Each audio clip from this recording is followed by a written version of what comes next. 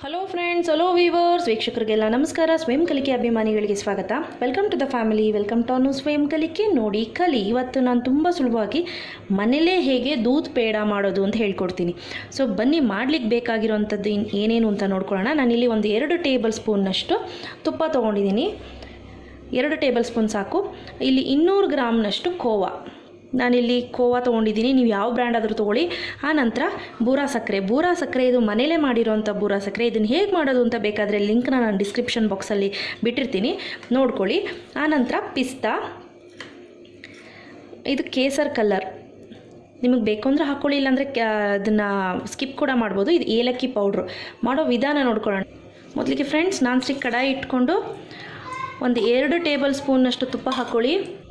Okay, ತುಪ್ಪ ಚೆನ್ನಾಗಿ ಬಿಸಿಯಾಗಿದೆ. ಈಗ ಏನು ಮಾಡ್ತೀನಿ, ನಾನು ಖೋವಾ ಏನಿದೆ ಈ ಖೋವಾನ ಹಾಕ್ಕೊಳ್ತೀನಿ. ಖೋವಾ ಇನ್ ಕೇಸ್ ತುಂಬ ಗಟ್ಟಿ ಇದೆ ಅನ್ನೋದಾದರೆ ಸ್ವಲ್ಪ ಒಂದು 2ರಿಂದ 3 ಸ್ಪೂನಷ್ಟು ಏನಂತೀವಿ ಹಾಲನ್ನ ಹಾಕ್ಕೊಂಡು ಇದು ಮಾಡ್ಕೋಬೇಕಾಗತ್ತೆ. ಫಸ್ಟು ಇದನ್ನೆಲ್ಲ ಚೆನ್ನಾಗಿ ಹುರ್ಕೊಳ್ಳೋಣ ಖೋವಾನ. ಫ್ರೆಂಡ್ಸ್ ನೋಡಿ, ಮೀಡಿಯಮ್ ಮತ್ತು ಹೈ ಫ್ಲೇಮ್ 2ರ ನಡುವೆ ಇರಬೇಕು.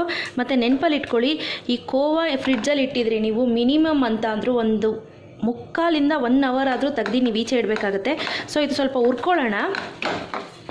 ಫ್ರೆಂಡ್ಸ್, ನೀವು ನೋಡ್ತಾ ಇರಿ ಹಾಗೆಯೇ ಹೇಗೆ ಇದರಲ್ಲಿ ಈ ಎಣ್ಣೆ ಅಂಶ ಅಂದರೆ ತುಪ್ಪದ ಅಂಶ ಬಿಟ್ಕೊಳ್ಳುತ್ತೆ ಖೋವಾದಲ್ಲಿ. ಯಾಕಂದರೆ ಅದು ಯೂಶ್ವಲಿ ಹಾಲಿಂದ ಮಾಡಿರ್ತಾರಲ್ವ, ಸೊ ಆಬ್ವಿಯಸ್ಲಿ ತುಪ್ಪ ಬಿಟ್ಟೇ ಬಿಡುತ್ತೆ. ಸೊ ಚೆನ್ನಾಗಿ ಸ್ವಲ್ಪ ಹುರ್ಕೊಳ್ಳೋಣ.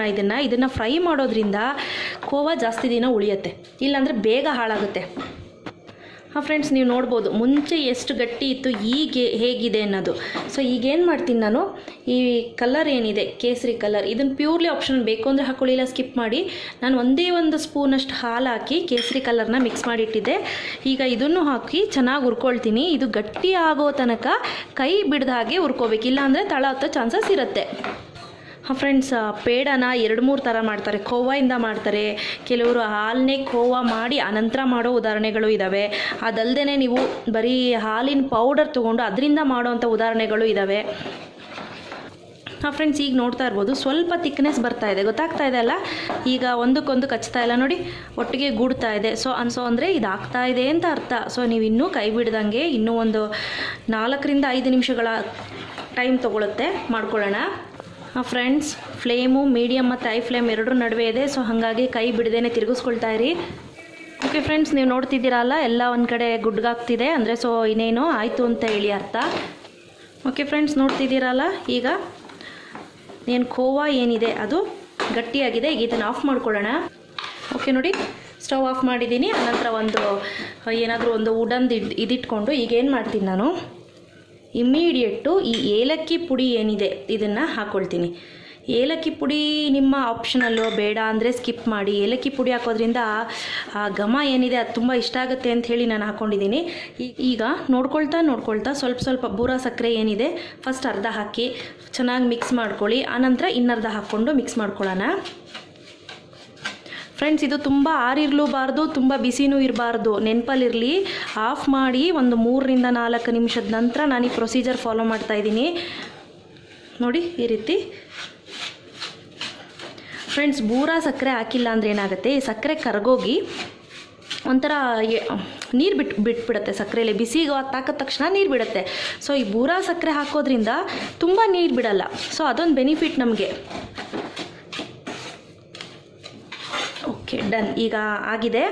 ಇನ್ನು ಮಿಕ್ಕಿದಂಥ ಉಳಿದಿರೋಂಥ ಸಕ್ಕರೆ ಕೂಡ ಹಾಕ್ಕೊಂಡು ಈಗ ಒಂದು ಒಳ್ಳೆ ಮಿಕ್ಸ್ ಕೊಟ್ಕೊತಾ ಇದನ್ನು ಕೂಡ ಮಿಕ್ಸ್ ಮಾಡ್ಕೊಳ್ಳೋಣ.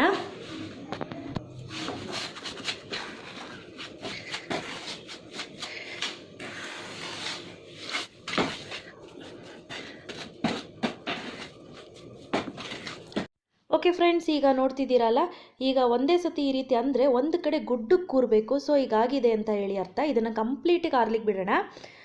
ಸೊ ಈಗ ಆರಿದ ನಂತರ ನೋಡಿ. ಓಕೆ ಫ್ರೆಂಡ್ಸ್, ಈಗ ಏನು ಮಾಡ್ತೀರಾ ಅಂದರೆ ಸ್ಪೂನಲ್ಲಿರೋದನ್ನೆಲ್ಲ ತೆಗ್ದು ಈ ರೀತಿ ಹಾಕ್ಕೊಂಬಿಡಿ. ನೀವು ನೋಡ್ತಾ ಇರ್ಬೋದು ಎಷ್ಟು ಚೆನ್ನಾಗಿ ಒಂದಕ್ಕೊಂದು ಹೊಂದ್ಕೊಂಡಿದೆ ಅಂದರೆ ಸೂಪರಾಗಿ ಹೊಂದ್ಕೊಂಡಿದೆ.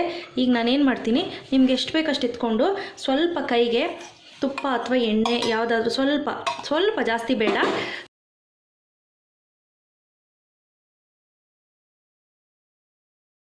ನೋಡ್ತಾ ಇದ್ದೀರಲ್ಲ.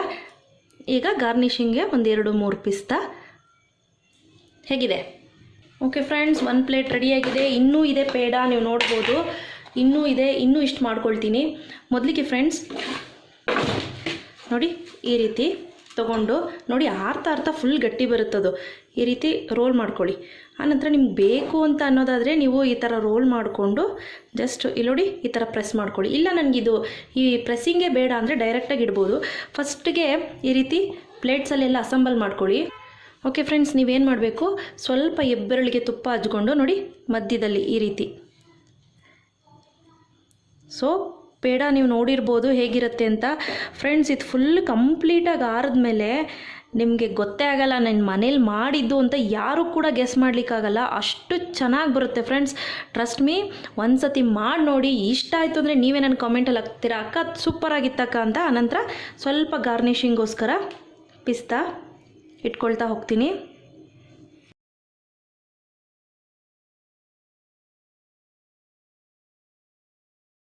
ಫ್ರೆಂಡ್ಸ್ ನೀವು ನೋಡ್ತಾ ಇದ್ದೀರಲ್ಲ, ಎರಡೂ ಮಾಡಿಟ್ಕೊಂಡಿದ್ದೀನಿ. ಒಂದು ದಪ್ಪ ಸೈಜು, ಒಂದು ಚಿಕ್ಕ ಸೈಜಿಂದು. ಸೊ ಇಷ್ಟೇ ಇವತ್ತಿನ ರೆಸಿಪಿ ಫ್ರೆಂಡ್ಸ್. ನೀವು ಒಂದು ಸತಿ ಮಾಡಿ ನೋಡಿ, ನಿಮ್ಮ ಮನೆಯವ್ರಿಗೆ ಸರ್ವ್ ಮಾಡಿ, ಅವರೇ ಹೇಳ್ತಾರೆ ನೀನು ಹೊರಗಿಂದ ತಂದಿರೋದಲ್ವ ಅಂತ. ಅಷ್ಟು ಚೆನ್ನಾಗಿದೆ, ಟ್ರಸ್ಟ್ ಮೀ. ಒಮ್ಮೆ ಮಾಡಿ ನನಗೆ ಕಾಮೆಂಟ್ ಸೆಕ್ಷನ್ ಮುಖಾಂತರ ನಿಮ್ಮ ಅನಿಸಿಕೆ ಅಭಿಪ್ರಾಯಗಳನ್ನ ನಾನು ಕಾಮೆಂಟ್ ಸೆಕ್ಷನ್ ಮುಖಾಂತರ ತಿಳಿಸ್ಬೇಕು. ಇವತ್ತು ನಾನು ಮಾಡಿದ್ದು ಇಷ್ಟ ಆಯಿತು ಅಂದರೆ ಲೈಕ್ ಬಟನ್ ಹಿಟ್ ಮಾಡಿ. ಇನ್ನೂ ಇಷ್ಟ ಆಯಿತು ಅಂದರೆ ಶೇರ್ ಮಾಡಿ. ಗೊತ್ತಲ್ವ ನನ್ನ ಚಾನಲ್ ಹೆಸರು ಅನುಸ್ವಯಂkalike. ನೋಡಿ ಕಲಿ. ಟಿಲ್ ದೆನ್ ಟೇಕ್ ಕೇರ್, ಬಾಯ್.